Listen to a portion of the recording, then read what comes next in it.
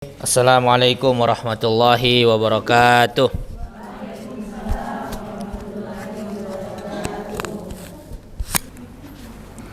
Alhamdulillahirabbil alamin wala udwana illa 'alal zalimin wassalatu wassalamu atamanil akmalani ala khatamil anbiya'i wal mursalin nabiyina Muhammadin wa ala alihi wa sahbihi ajma'in. Asyhadu an la ilaha illallah wa asyhadu anna Muhammadan abduhu wa rasuluh la nabiyya wa la rasula ba'dah. Allahumma salli wa sallim wa barik wa an'im ala nabiyyina wa habibina wa maulana Muhammad sallallahu alaihi wasallam wa ala alihi wa sahbihi wa man tabi'ahu bi ihsanin ila yaumiddin. Subhanaka la ilma lana illa ma 'allamtana innaka antas samiul alim wa tub alaina innaka antat tawwabur rahim. Rabbana zidna ilman warzuqna fahman. Amma ba'du. Ibu-ibu yang dimuliakan oleh Allah Subhanahu wa taala, bagaimana kabarnya pagi ini? Alhamdulillah. Sehat? Kantong sehat? Apa semua pertengahan bulan ini? DP alhamdulillah so beda. So agak menurun. Alhamdulillah. Kita sedang berusaha untuk menjadi hamba yang Allah mau.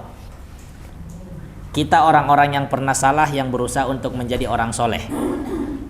Maka dalam ucapan alhamdulillah pun kita harus bersyukur dengan sebenar-benarnya syukur.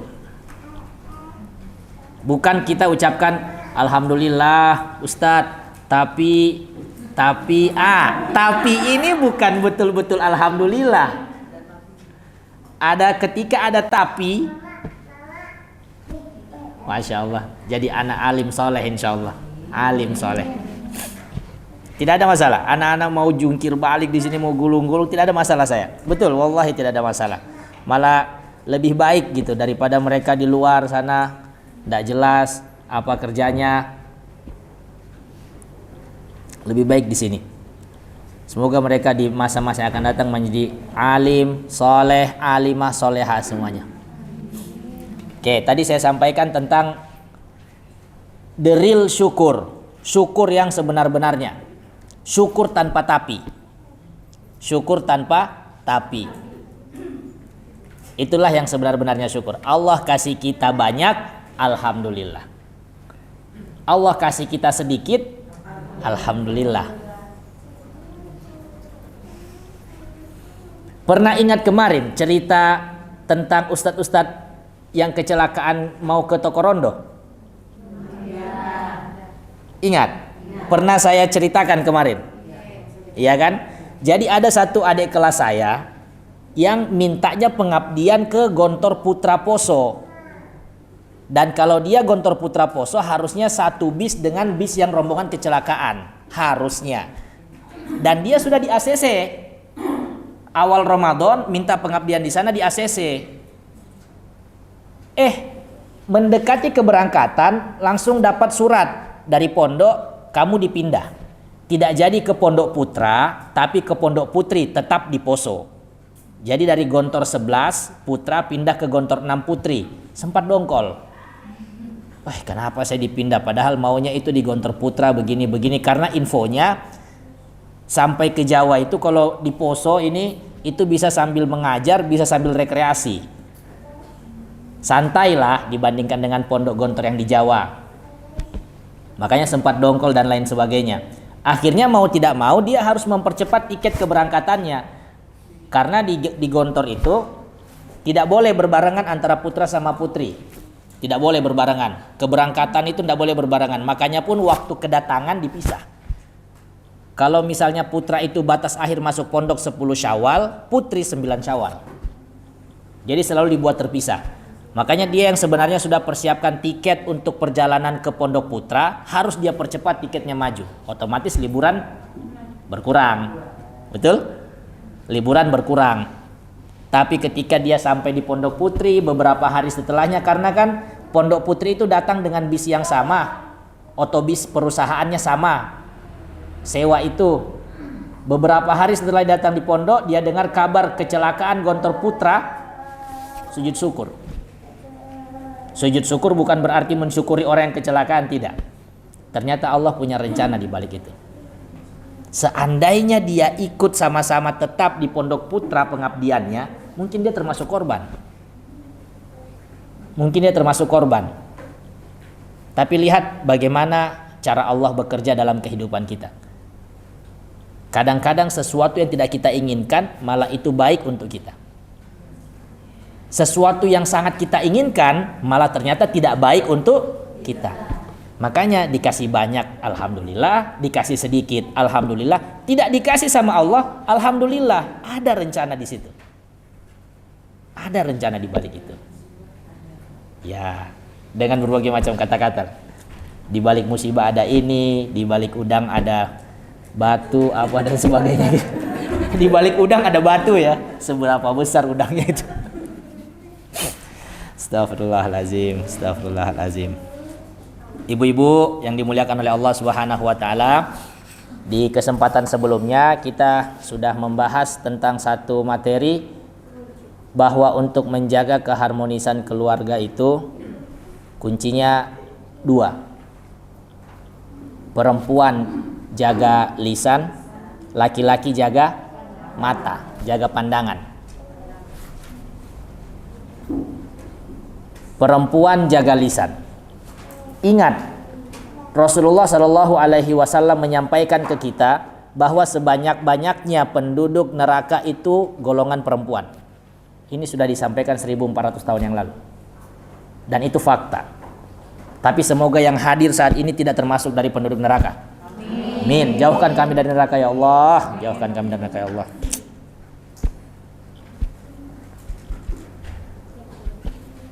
Ibu kalau baca-baca Al-Quran, Bu, coba lihat terjemahannya ketika menyebutkan tentang siksa neraka. Al-Kahfi. Kalau baca Al-Kahfi hari Jumat, ada nanti surat itu, ada nanti ayat yang membahas tentang siksa api neraka.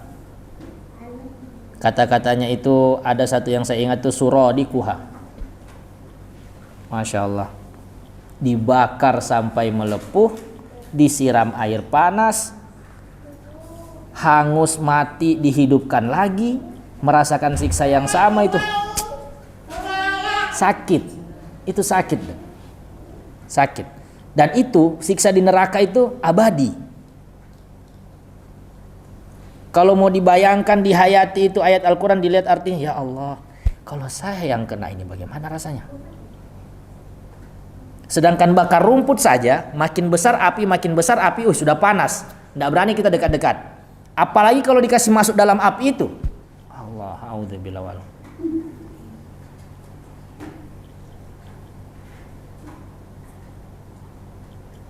Jauhkan kami dari neraka-Mu ya Allah. Kami meminta ampun kepadamu atas dosa-dosa kami. Jauhkan kami dari neraka-Mu ya Allah.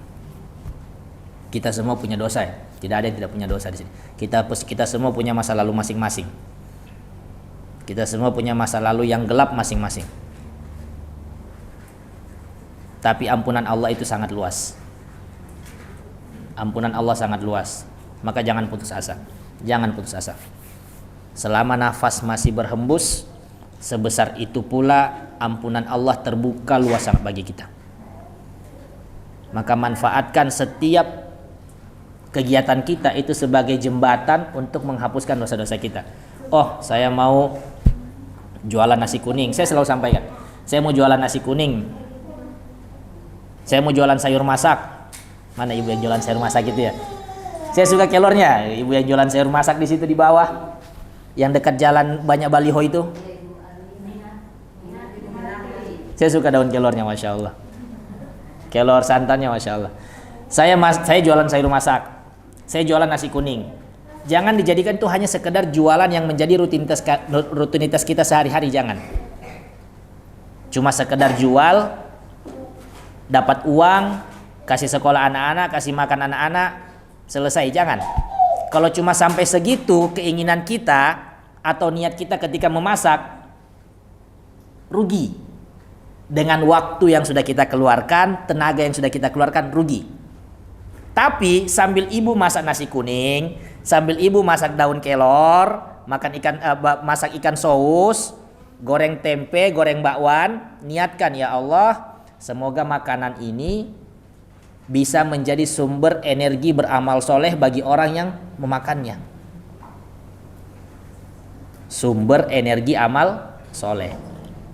Itu dari masak-masak yang biasa menjadi masak-masak yang nilainya luar biasa. Bukan di hadapan kita tapi di hadapan Allah. Antum bayangkan satu panci itu habis, bukan cuma uang yang kita dapat, tapi juga berkah. Setiap orang yang makan sayur kelornya yang antum buat, yang ibu-ibu buat, dia jadi semangat ibadah, semangat sholat, semangat pergi mengaji, semangat pergi sekolah. Maka niat itu penting. Ibu-ibu yang kesehariannya berdagang makanan, bikin kue kering kah, kue basah kah, nasi kuning kah, sayur masak kah, selipkan niat itu. Insya Allah dengan hal itu kita bukan cuma mendapatkan rezeki tapi juga keberkahan dari Allah Subhanahu Wa Taala. Jadi kalau di pekan lalu kita itu membahas tentang yang namanya kunci keharmonisan keluarga, yaitu perempuan jaga lisan, laki-laki jaga pandangan. Maka di kesempatan kali ini kita akan melihat tentang bagaimana potret, gambaran sebuah keluarga yang ini mereka orang biasa, bukan nabi, bukan rasul, orang biasa, tapi bisa menjadi orang yang disebutkan dalam Al-Quran sejajar dengan para nabi dan rasul. Hanya orang biasa kayak kita ini orang biasa, nabi bukan, rasul bukan, tetapi bisa disebutkan dalam Al-Quran sejajar dengan para nabi seperti Nabi Ibrahim, Nabi Adam, Nabi Nuh. Dan juga kita akan sedikit nanti bercerita tentang single parent terhebat sepanjang masa. Seorang ibu menghidupi anaknya tunggal dan kisahnya itu diabadikan dalam Al-Quran. Jadi kita katakan single parent terhebat sepanjang masa. Kenapa sepanjang masa? Karena disebutkan dalam Al-Quran. Selalu ya ibu ya, Al-Quran kita itu mukjizat. Maka setiap pilihan kata-katanya itu tidak sembarang. Kenapa kata ini duluan? Kenapa kata ini adanya di akhir? Itu tidak sembarang. Allah sudah pilihkan sesuai untuk sebagai fungsi Al-Quran itu pedoman buat kehidupan kita. Maka penyebutan seorang single parent yang hebat ini dalam Al-Quran itu juga bukan sembarang dituliskan. Bukan sembarang. Siapakah keluarga itu? Ada yang tahu? Kalau ada yang tahu dapat hadiah. Angkat tangan. Iya Ibu Ebi. Keluarga Imran. Masya Allah. Nanti habis ini ambil hadiahnya Bu ya. Jangan ketawa, mau hadiah tidak Ibu? Kalau tidak mau dikasihkan yang lain. Keluarga Imran. Bawa Al-Quran semuanya? Bawa HP? Nah ini zaman berbeda. Tidak apa-apa, ada HP dalam Al-Quran. Ada Al-Quran dalam HP. Oh, ada Al-Quran dalam HP. Coba dibuka Al-Qurannya Ibu. Quran surat nomor 3 ayat 31.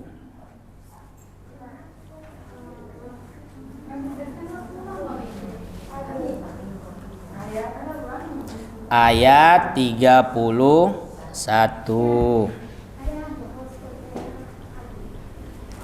31, 32, 33, afwan, 33. Ayat Quran surat 3 ayat 33. 333. Innallaha astafa Adama wa Nuha wa ala Ibrahim. 333. Quran surat ketiga ayatnya 33.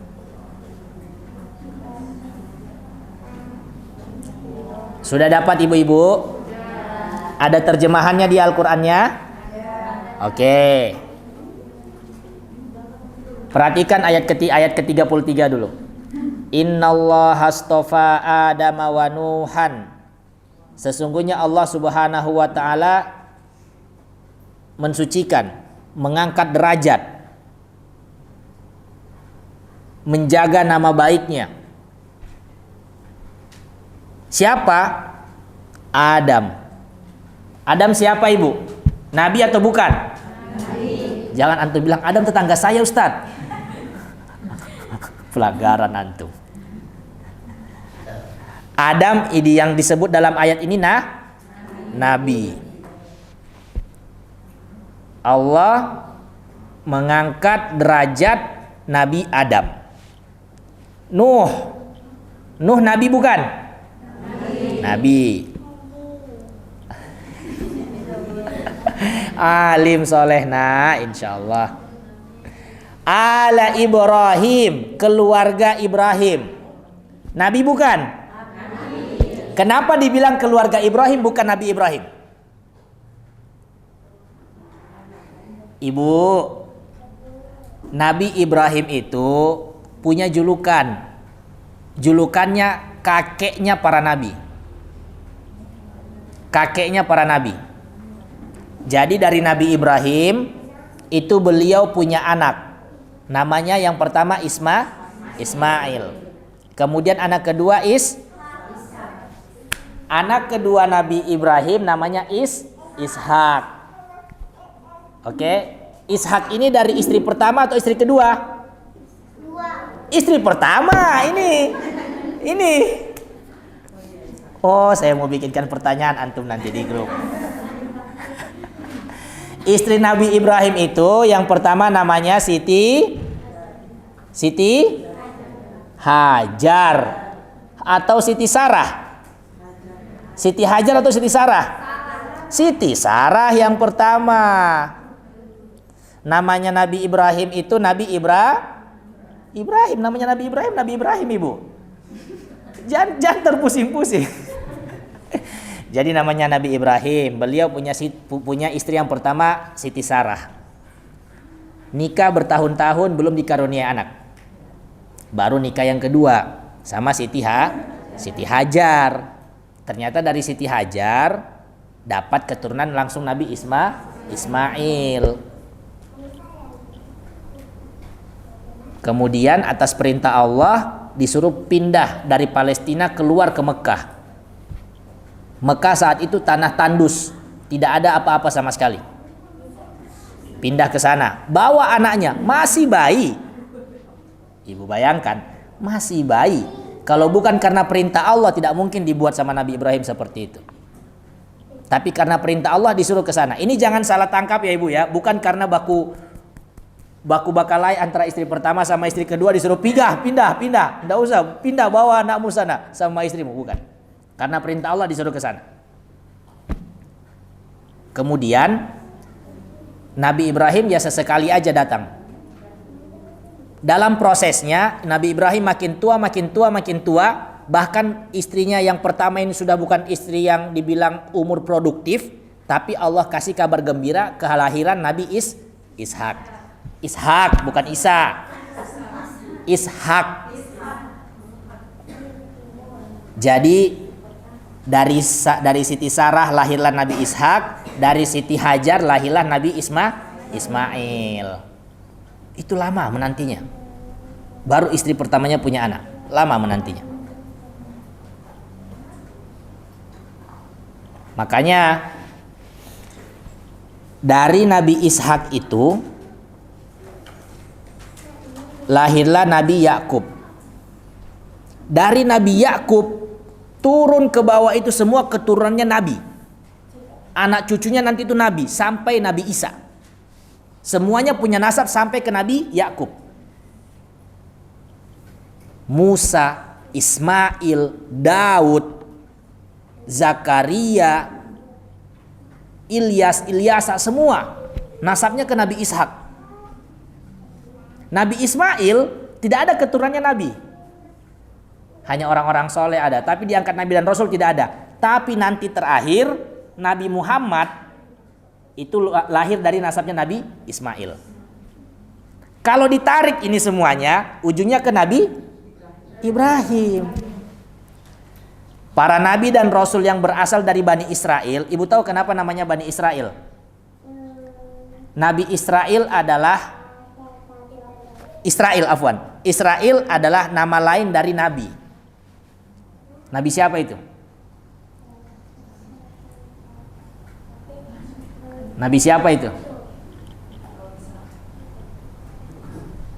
Ya, sudah. Nanti. Ini saya simpan. Yang tidak tahu saya simpan untuk dijadikan kuis nanti. Dari salah satu turunannya Nabi Ibrahim itu antara Nabi Ishak dan juga Yakub itu ada yang namanya ada yang diberikan sebutan Nabi Israel. Oke, dari yang namanya Nabi para Bani Israel ataupun dari golongan Arab yang akhirnya menjadi nabi di Nabi Muhammad itu semua memiliki muara ke Nabi Ibrahim alaihissalam. Makanya di sini disebutkan ibu keluarga Ibrahim. Karena keluarganya Nabi Ibrahim kebanyakan nabi semua, rasul semua, kebanyakan. Itu alasannya. Nah, yang menarik setelahnya, setelah disebut keluarga Nabi Ibrahim yang isinya itu para nabi dan rasul, disebutkan keluarga Imron. Ini siapa? Nabi bukan, rasul bukan, hanya orang soleh. Ingat, Imron bukan nabi, Imron bukan rasul, hanya orang soleh. Tapi disebutkan oleh Allah Subhanahu wa Ta'ala sejajar dengan keluarga Nabi Ibrahim yang isinya nabi dan rasul, sejajar dengan Nabi Nuh, sejajar dengan Nabi Adam, ayahnya seluruh umat manusia. Apa yang dia lakukan? Sampai Allah sebutkan namanya di sini, sampai Allah jaga namanya di sini, sampai Allah sandingkan dia berdiri dengan para nabi dan rasul. Apa yang dia lakukan? Jawabannya pasti ketakwaannya kepada Allah Subhanahu wa Ta'ala.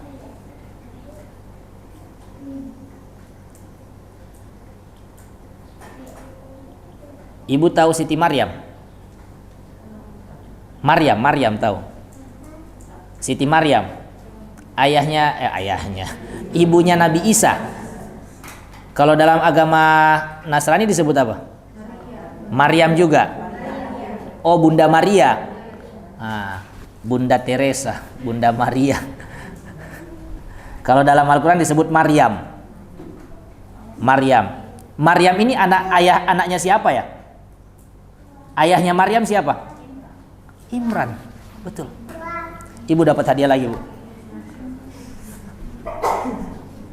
Maryam anaknya Imran.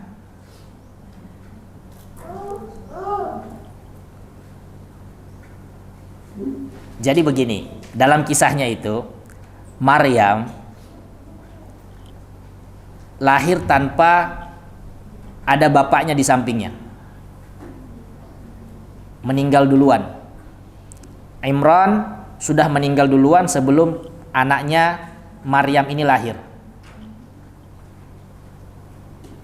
Makanya nanti ibu lihat ayat-ayat setelahnya, yang jaga Maryam, yang asuh Maryam bukan Imran ayahnya, tapi Nabi Zakaria. Tapi lihat bagaimana walaupun ayahnya tidak ada, tinggal single parent seorang ibu, hanya saja anak tersebut bisa menjadi anak yang solehah, bahkan menjadi anak pilihan Allah Subhanahu wa Ta'ala untuk bisa melahirkan tanpa berhubungan badan, tanpa memiliki suami. Rahimnya dipilih oleh Allah. Kenapa bisa seperti itu? Ternyata para ulama tafsir menjelaskan Imran adalah orang yang soleh yang terkenal di masanya.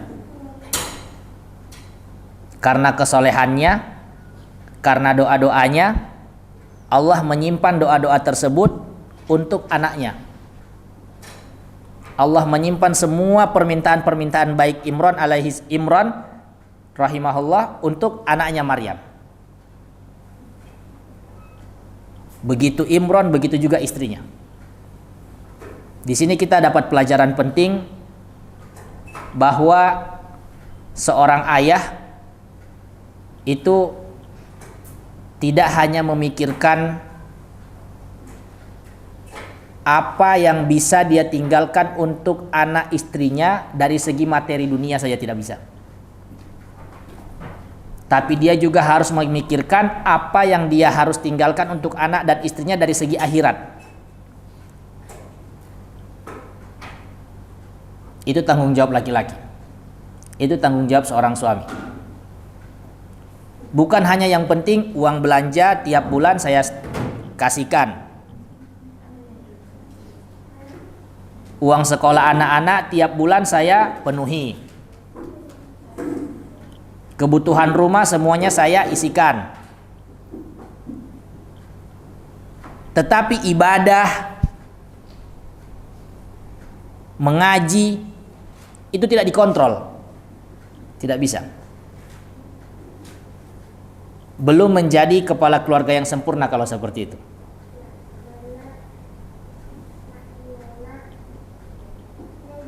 Lihat bagaimana Imran dengan doa-doanya setiap hari itu Allah jawab, Allah simpankan untuk anak istrinya nanti. Imran meminta supaya yang namanya anaknya selalu mendapatkan perlindungan dari Allah, anak dan keturunannya. Bahkan setelah dia tiada, Allah tetap menjaga anak dan keturunannya akibat doa-doa dari Imran alaihissalam. Oleh karena itu, Ustadz kami itu selalu menyampaikan kalau minta doa ke orang tua, bilang, ibu doakan saya ya, semoga selalu diberikan umur panjang, keberkahan, murah rezeki, selalu dalam lindungan Allah selama-lamanya. Kita minta doa ke orang tua, minta doa selama-lamanya. Kita doakan anak kita, doakan mereka selama-lamanya. Kenapa selama-lamanya? Supaya walaupun setelah kita mati atau setelah orang tua kita mati, doa tersebut masih ada, masih terus mengalir. Karena doa kita untuk anak kita, doa orang tua kita untuk kita sebagai anak, itu selama-lamanya. Walaupun orang tua antum, misalnya orang tua ibu-ibu misalnya masih ada yang Kristen, masih ada yang berbeda agama, minta doa mereka. Tetap minta doa ke mereka. Minta restunya, minta ridhonya. Doakan saya ya mak, doakan saya, doakan anak-anak saya, semoga selalu dalam lindungannya selama-lamanya. Minta ke mereka untuk didoakan selama-lamanya, supaya nanti bisa kasusnya seperti Nabi Isa dan anak dan ayah dan ibunya Maryam, yang mereka bisa mendapatkan penjagaan yang soleh akibat ayah mereka berdoa pada zaman dahulu, bahkan sebelum mereka lahir.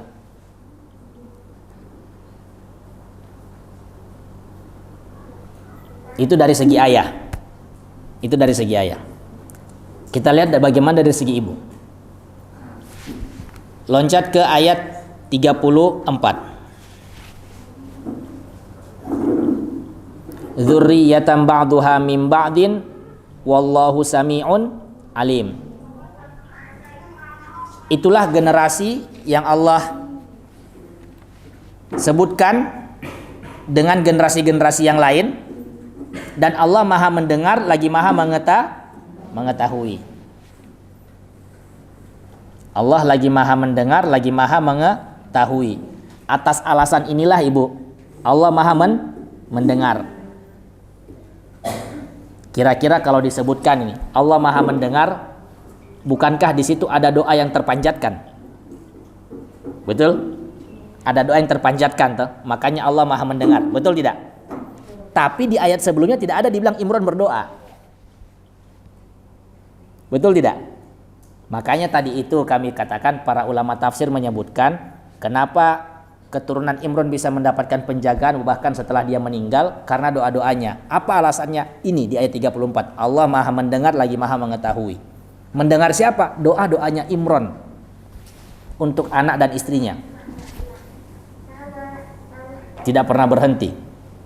Makanya setelah dia mati, setelah beliau meninggal, siapa yang menjaga anak keturunannya? Allah. Allah yang jaga anak keturunannya.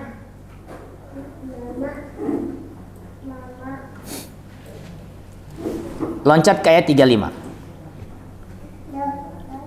Idz qalat imra'atu Imran rabbi inni nadartu laka ma fi batni muharraran fataqabbal minni. Dan ingatlah ketika imra'atu Imran. Nah, ini sekarang loncat ke kehidupan istrinya Imran. Istrinya Imran sudah mengandung. Suaminya sudah tidak ada. Sudah meninggal.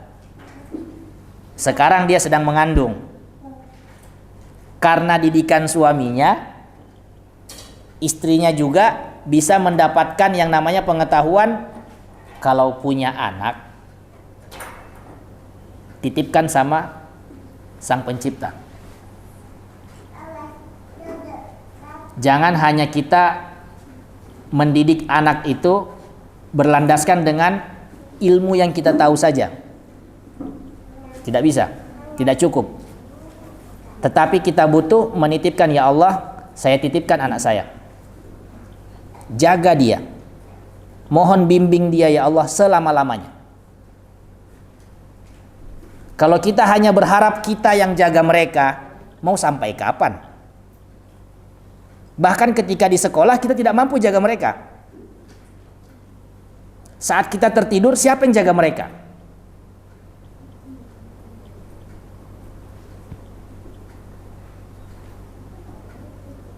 Maka titipkan kepada Sang Pencipta. Ya Allah, sebagaimana doanya istrinya Nabi Imran. Perhatikan Ibu. Ketika istrinya Imran berdoa, Rabbi inni nadartu laka ma fi batni muharraran. Pas lagi mengandung dia, ya Allah, saya bernazar. Semoga anak nanti yang lahir ini menjadi muharrar. Muharrar itu penjaga masjid. Kalau bahasa kita sekarang penjaga masjid, penjaga rumah ibadah. Di zaman dulu belum ada Islam, masih zaman agamanya Nabi Musa, penjaga rumah ibadah. Penjaga rumah ibadah itu hanya boleh laki-laki. Perempuan tidak boleh jadi penjaga rumah ibadah. Makanya ibunya, karena zaman dulu belum ada USG, ya kan, belum ada USG, tidak ditahu ini jenis kelaminnya apa. Ibunya berharap ini anak laki-laki supaya nanti berbakti mengabdi untuk jaga rumah ibadah. Jadi ada dua lagi pelajaran yang kita dapat. Pertama, kalau punya anak titipkan kepada Allah yang Maha Kuasa. Yang kedua, kalau punya anak selalu doakan mereka supaya menjadi orang yang soleh. Jangan cuma sukses di dunia. Lihat bagaimana doanya ibunya Maryam. Berdoa untuk supaya anaknya ini nanti jadi penjaga rumah ibadah. Bisa dekat selalu sama agama.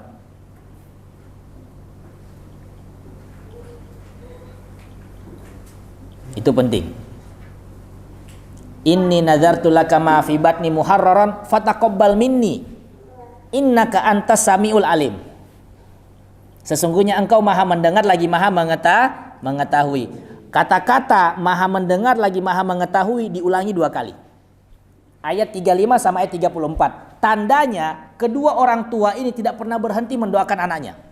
Ayahnya Imran mendoakan anak istrinya, ibunya mendoakan juga anak-anaknya. Coba kalau seperti ini, sinkron. Suami istri tidak pernah berhenti selalu mendoakan kebaikan untuk anak-anaknya selama-lamanya.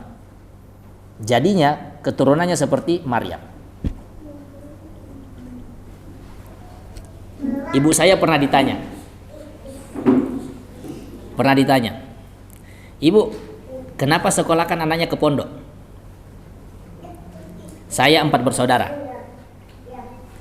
Saya anak pertama. Keempat-empatnya kami semua di pondok. Saya, adik saya nomor 2, adik saya nomor 3, sampai yang terakhir, yang nomor 4 ini perempuan, dipondokkan di Sumatera Barat.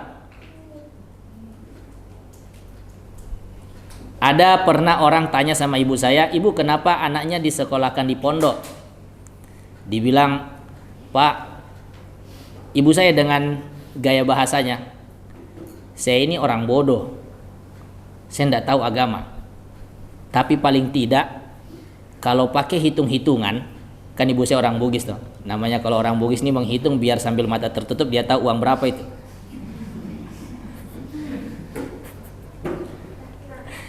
Tapi kalau pakai hitung-hitungan, kalau saya punya anak 4, saya kasih sekolah agama, minimal mereka sehari 5 kali doakan saya.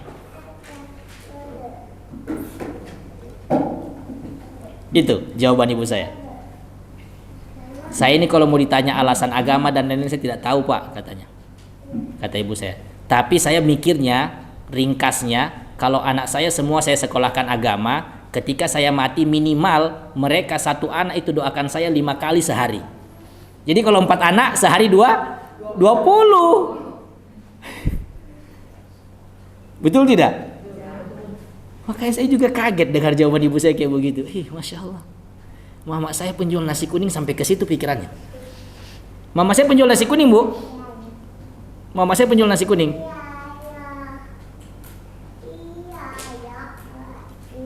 Makanya sama dengan kasus ini, kita jangan cuma pikirkan bagaimana kesuksesan anak, tinggalkan mereka dari segi duniawi materi saja, tapi pikirkan juga agamanya.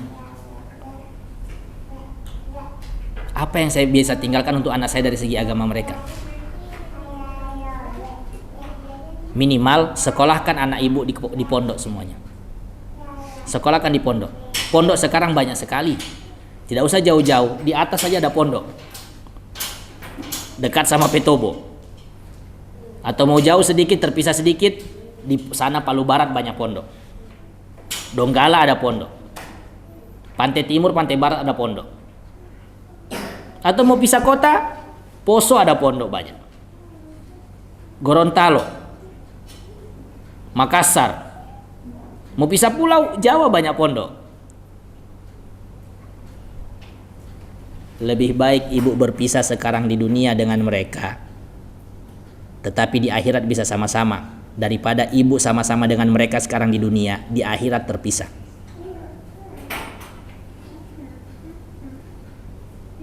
Mau yang mana ibu? Sama-sama di dunia atau sama-sama di akhirat?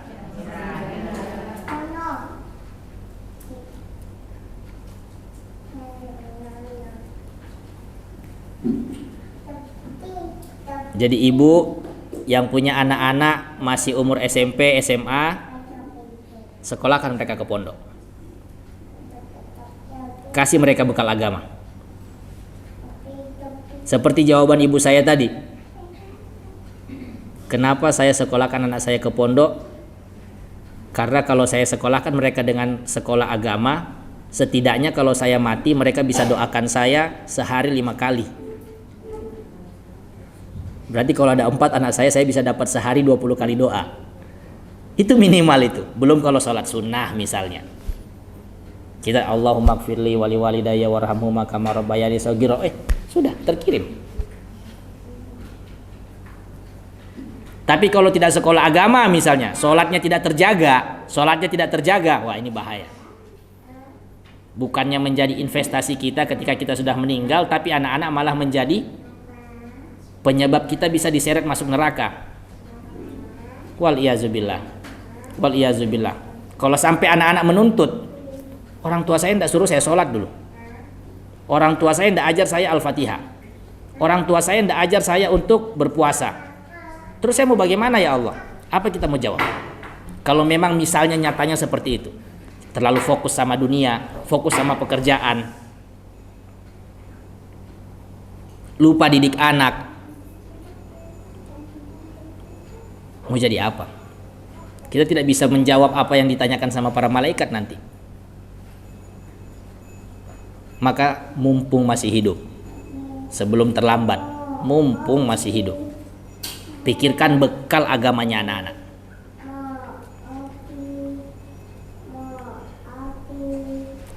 Ini kita lihat lagi ayat 35 ya Ibu ya. Bagaimana doanya ibunya Maryam? Ya Allah, jadikanlah anakku ini sebagai muharrar, maka terimalah, sesungguhnya Engkau maha mendengar lagi maha mengetahui. Maka ketika lahir, apa doanya? Apa dikatakan di ayat 36? Falamma wada'atha qalat rabbi inni wada'tuha untha. Dan ketika dia melahirkan, ibunya Maryam melahirkan, beliau sampaikan, ya Allah, saya lahirnya anak perempuan. Oh, berarti cita-citanya tadi untuk jadi penjaga rumah ibadah tidak terkabulkan. Karena kan tadi kita sebutkan di agama sebelumnya yang bisa jaga rumah ibadah cuma laki-laki. Perempuan tidak bisa jaga rumah ibadah. Makanya Allah sampaikan, wallahu a'lamu bima wada'at. Allah lebih tahu anak jenis apa kelaminnya yang kamu lahirkan. Jadi setelah melahirkan, ibunya Maryam berdoa, ya Allah, yang lahir anak perempuan, berarti cita-cita saya belum tersampaikan. Allah jawab, Allah lebih tahu. Bahkan sebelum kamu melahirkan, Allah sudah tahu nanti yang mau lahir itu perempuan. Tapi untungnya ibunya Maryam tetap berprasangka baik sama Allah. Tidak langsung bilang, ya Allah, kenapa saya tidak dikasih begini? Padahal saya maunya ini, padahal saya maunya ini. Langsung mengeluh karena tidak dikasih.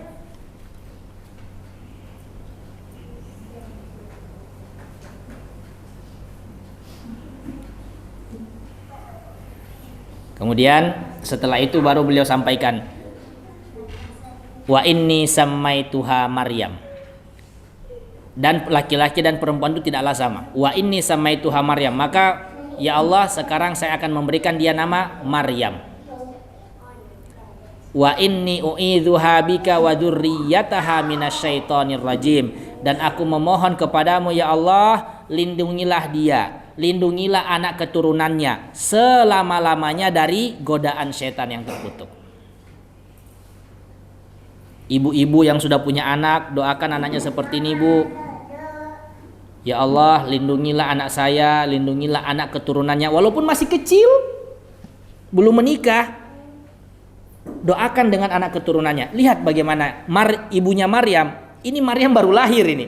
Dia sudah bilang, ya Allah, aku titipkan dia anak keturunannya.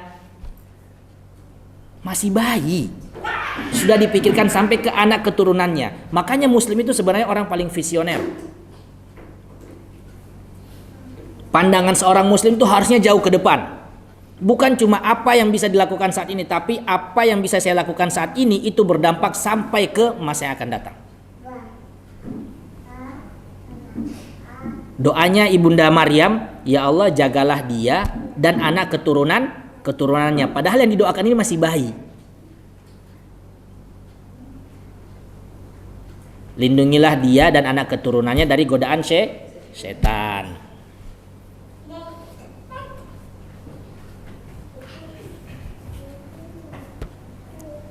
Jangan lupa kalimat selama-lamanya.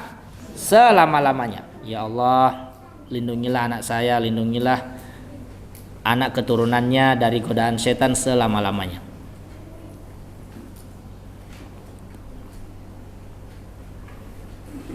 Maka jawabannya di ayat 37.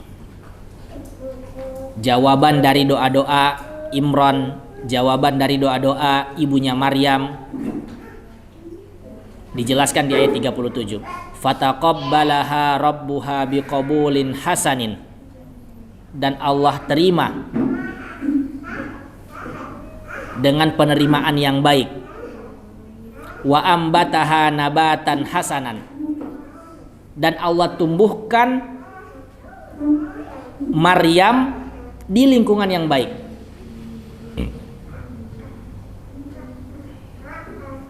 Lihat bagaimana doanya Imran, doa ibunya, berharap Maryam itu mendapatkan perlindungan Allah. Siapa yang Allah pilihkan untuk menjaga Maryam?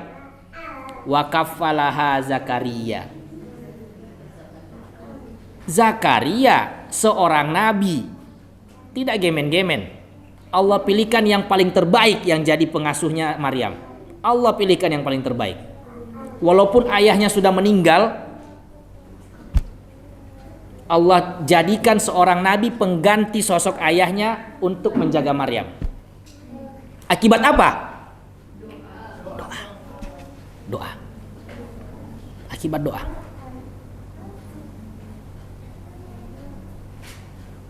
Makanya jangan sepelekan doa, ibu.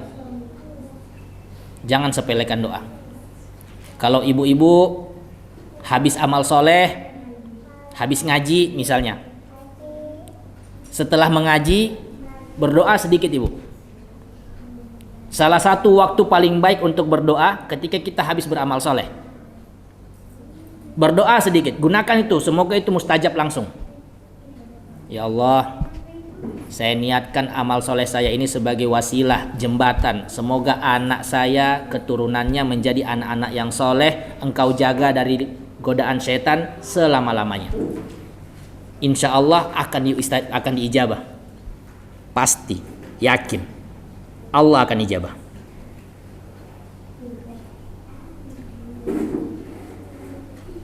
Ibu habis mengaji, ibu habis sholat, selipkan doa untuk anak-anak, selipkan doa untuk suami, doa untuk orang tua.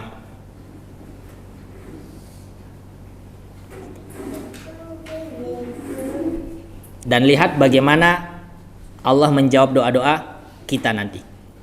Lihat bagaimana di sini Allah menjawab doa Maryam, Allah menjawab doa Imran. Allah pilihkan orang terbaik untuk jaga Maryam, seorang nabi, Zakaria.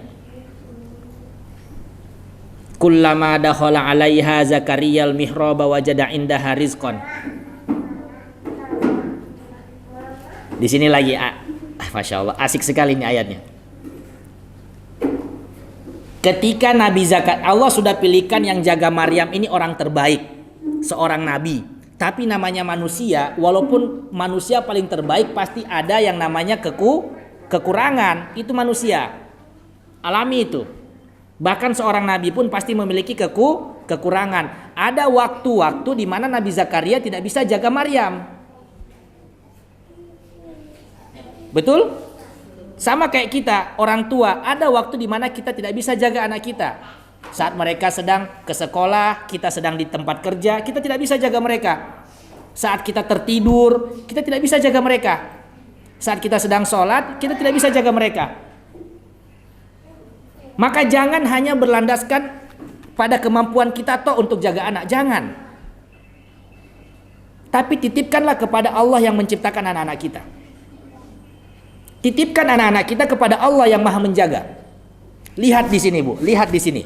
Di saat Nabi Zakaria tidak bisa menjaga Maryam, siapa yang jaga Maryam? Allah. Bayangkan ketika Nabi Zakaria datang ke ruangannya Maryam bertanya, "Ini buah-buah dari mana?"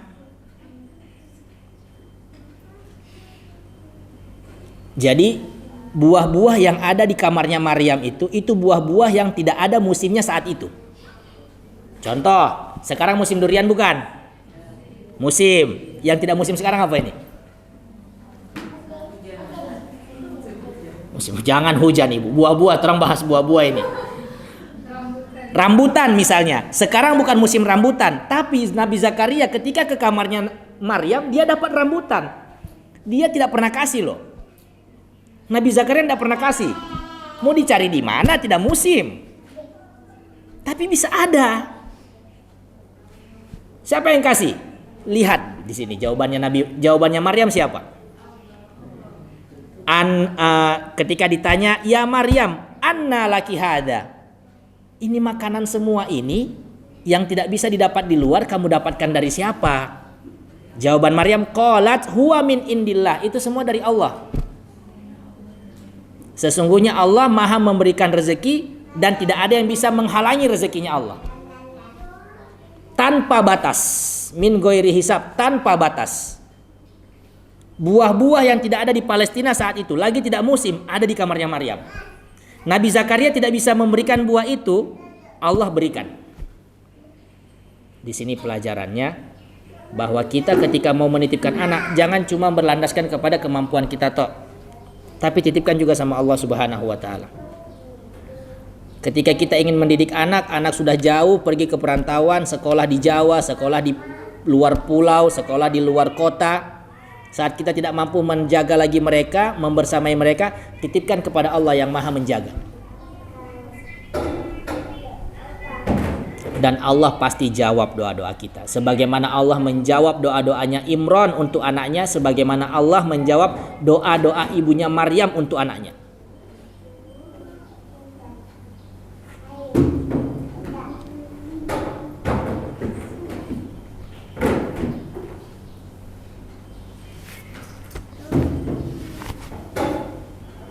Maka ketika kita melihat mukjizat seperti itu, melihat sebuah kebaikan seperti itu, melihat sebuah kuasa Allah seperti itu, ini kan kuasa Allah ini.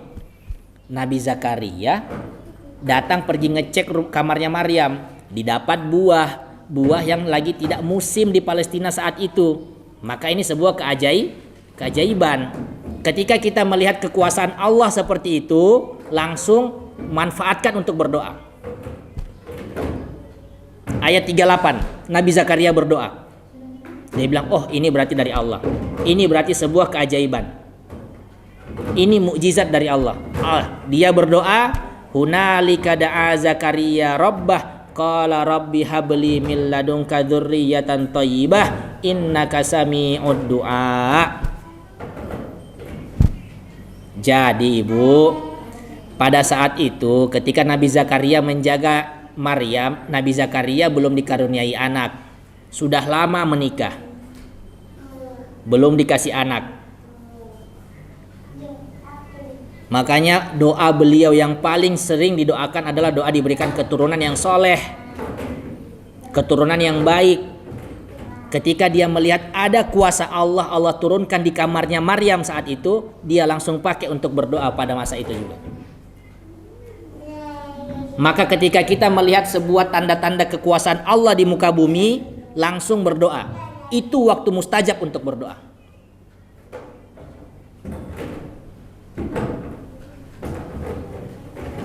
Yang paling dekat, Ibu lihat turun ke bawah, ke tempat likuifaksi. Itu tanda kekuasaan Allah, Ibu. Itu tanda kekuasaan Allah.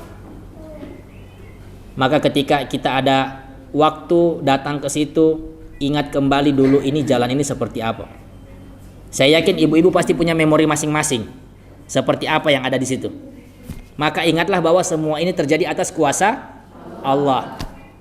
Ketika ibu mengingat hal itu, ini semua tidak mungkin tanpa kuasa Allah. Berdoa, Bu. Itu mustajab. Langsung dijawab kestus, tembus langit ketujuh. Ketika kita mengakui semua kekurangan kita, kita mengakui semua kesalahan-kesalahan kita dibuat yakin dengan tanda-tanda kekuasaan Allah, langsung minta ampun, langsung berdoa, ya Allah, ampuni saya.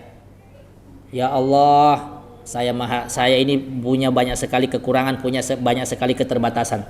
Ampuni saya ya Allah, lindungilah anak saya, keturunan saya, anak cucu saya, selama-lamanya ya Allah. Jauhkan mereka dari api neraka. Lindungilah suami saya, lindungilah orang tua saya, jauhkan mereka semua dari api neraka ya Allah.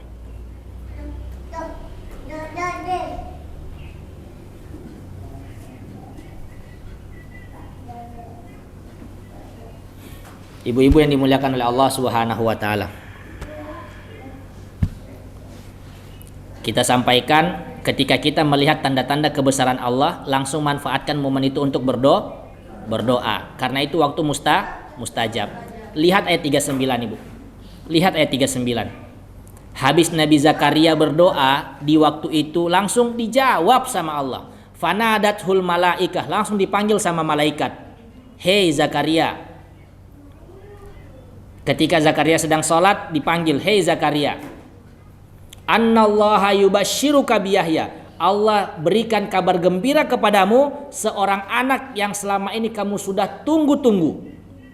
Siapa? Yahya namanya. Allah yang pilihkan namanya Yahya. Lihat bagaimana mustajabnya orang berdoa ketika melihat tanda-tanda kebesaran Allah. Langsung dijawab kes. Padahal selama ini bertahun-tahun Nabi Zakaria menunggu keturunan. Langsung dijawab kes.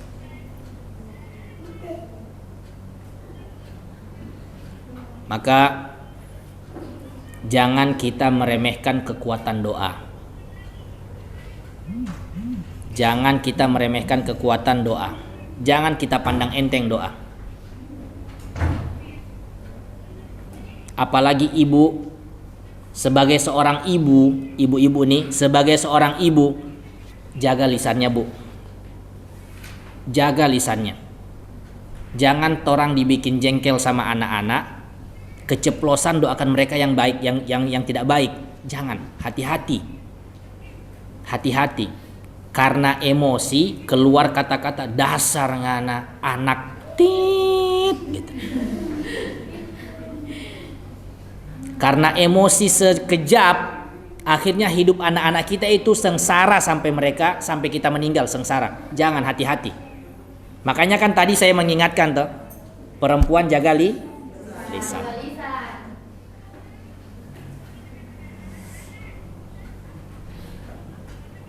Terus kalau anak lagi bikin jengkel didoakan apa Ustaz? Dibilangkan apa? Ngana ini anak soleh.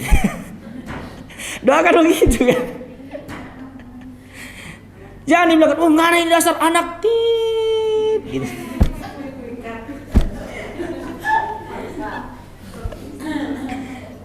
Jangan ibu, jangan anggap sepele kata-kata yang keluar dari mulut seorang ibu. Itu doa loh. Itu doa loh. Bisa jadi doa untuk anak-anak kita. Maka pas lagi emosi-emosinya, langsung. Mana ini anak soleh, gitu kan? Ini doakan begitu.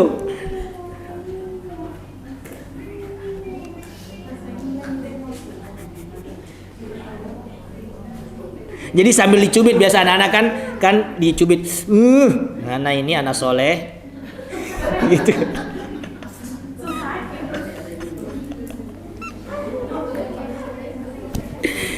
Kita mulai merubah bu, kita mulai merubah kebiasaan kita. Kita rubah sedikit-sedikit kebiasaan kita gitu.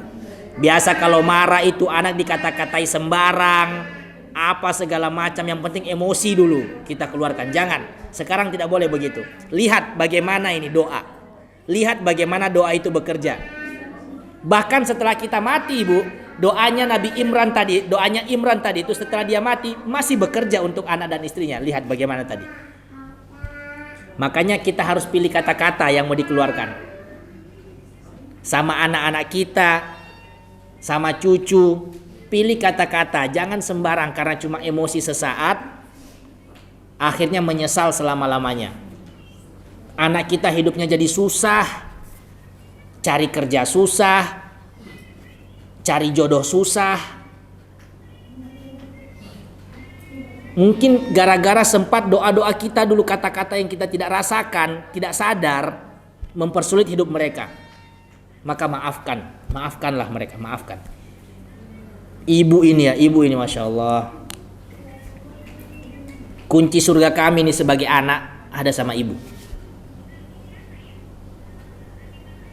Sama ibu saya maksudnya.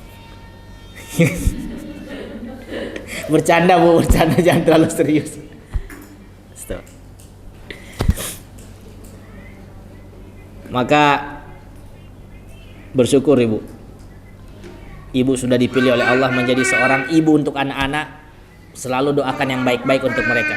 Keluarkan kata-kata yang baik saja untuk mereka. Bahkan saat paling jengkel pun, keadaan paling menjengkelkan pun, tahan lisan.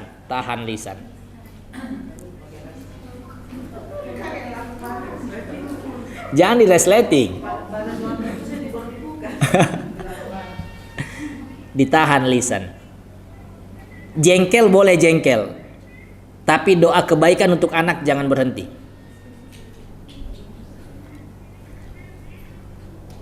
Jelas Ibu ya?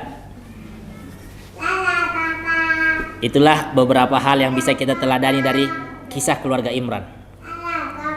Pertama, Imran ini bukan nabi. Imran ini bukan rasul.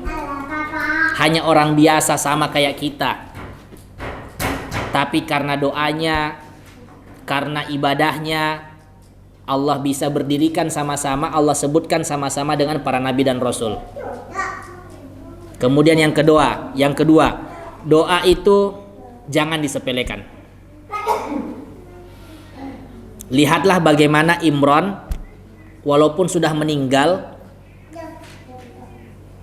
tetapi atas doanya, saat dia tidak ada, Allah yang menggantikan dirinya dengan orang lain untuk menjaga anak dan istrinya. Allah pilihkan nabi untuk menjaga anaknya.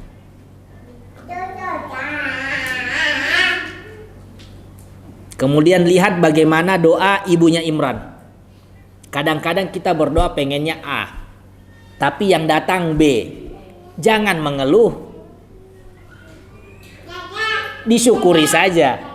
Alhamdulillah ya Allah, saya tadi mintanya A, tapi kok yang datang B, alhamdulillah. Maka saya titipkan anak ini ya Allah kepadamu. Yang ketiga, doakan anak kita selama-lamanya. Kebaikan untuk mereka selama-lamanya. Sisipkan kata selama-lamanya. Kita doakan anak-anak untuk kebaikan ya Allah. Semoga anak-anakku, keturunannya, cucu-cucuku selalu berada dalam lindunganmu ya Allah selama-lamanya. Sehingga doa tersebut setelah kita mati masih aktif. Sama kayak kartu data, tidak perlu lagi diperbarui.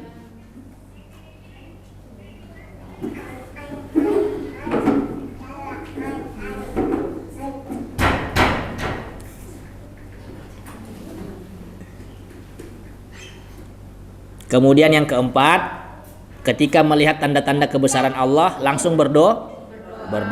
Karena itu mustajab.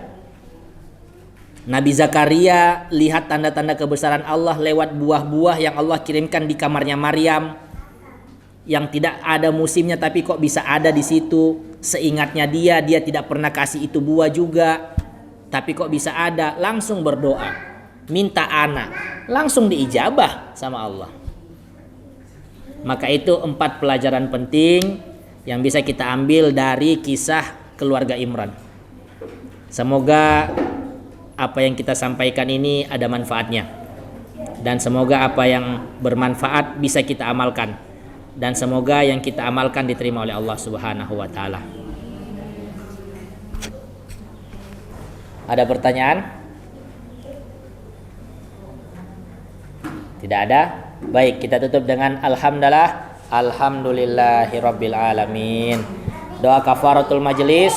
Subhanakallahumma wa bihamdika asyhadu an la ilaha illa anta astaghfiruka wa atubu ilaik.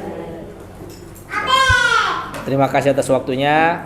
Semoga ibu-ibu semua yang hadir ini panjang umur, murah rezeki, berkah selalu, diberikan keturunan yang soleh-soleha, diberikan pasangan selalu yang soleh, bisa bersama-sama sampai surganya Allah. Barakallahu fikum. Assalamualaikum warahmatullahi wabarakatuh.